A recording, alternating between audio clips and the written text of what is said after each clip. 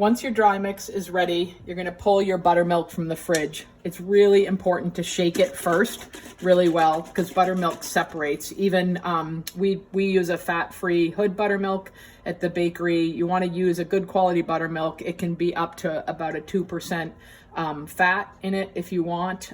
This is what we use, but whatever you're using, please make sure that you shake it well. Once you measure it out, you're going to pour the entire thing straight into your bowl.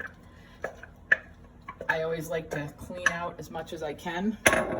You're going to stir it, and it should all come together in a ball.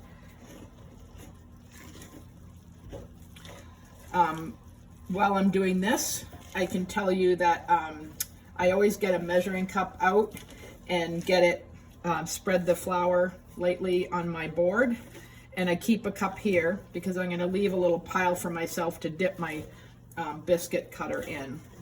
You can see once it comes together, there's no dry mix on the bottom. That's exactly where you want it to be.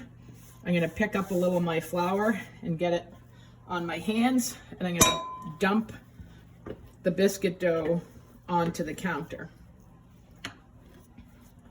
As you can see, I love using my hands, and I recommend using your hands for as much of a project in cooking as you can.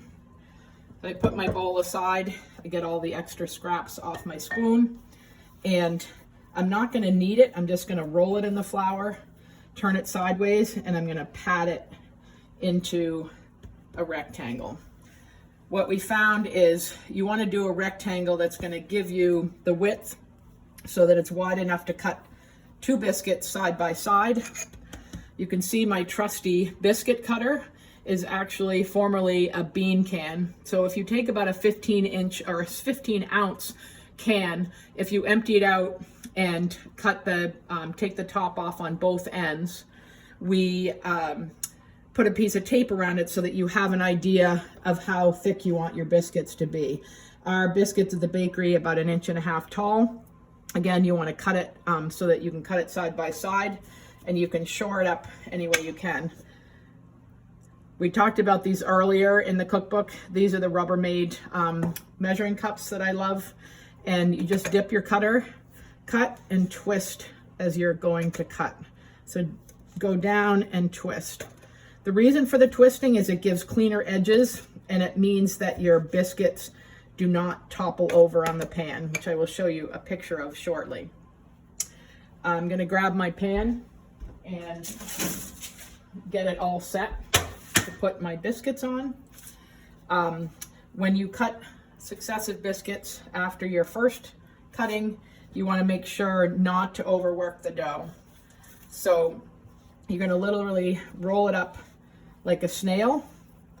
Again, dip into the flour, turn it on its side, and pat down back into the same height, but this time we'll just be cutting 1 row at a time, and we're going to continue doing that as long as we've got dough left.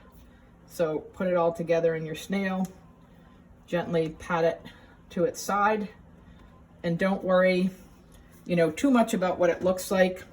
If you find that the top of your dough is ugly, you put it on the sheet pan and tip it over, and any of the tops will be much straighter. So if you're concerned about the look, just flip it over as soon as you cut it. So we're on to our last biscuit, and that you can just shape and pat down gently. Again, flip it over, and you can get a decent one. Because that's a little bit bigger than the others, I will take it and cut it, and then I will have 1 more full biscuit, and then the biscuit that I'm going to snack on as soon as they come out of the oven.